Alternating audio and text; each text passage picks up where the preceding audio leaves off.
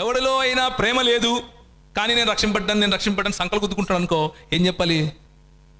ఒరే నాయనా, దేవుని గుణాతిశయములను ప్రచురం చేయడానికి మనం పిలువబడ్డాంరా. దేవుని గుణాతిశయం ఏంటిది? ప్రేమించే గుణం. దేవునికి క్షమించే గుణం ఉంది. ఇక్కడ మనం మనసులో ఏం పెట్టుకున్నాం? కోపం పెట్టుకున్నాం. మనసులో కక్ష పెట్టుకున్నాం. మనసులో హేట్రెడ్ అంటే అసహ్యం, అవతలి వాడిని అసహ్యించుకునే గుణం పెట్టుకున్నాం. రక్షింపబడిన వాళ్ళ జాబితాలోకి వస్తామా? ఏమ్మా వస్తామా రామా? ఏమయ్యా చెప్పట్లేదు, ఇంకా నువ్వు ఇట్టని చెప్తే ఏం చెప్తాం సార్? ఇంటికి పోతామంటారా? వాక్యం అయితే ఇదే చెప్తా సార్.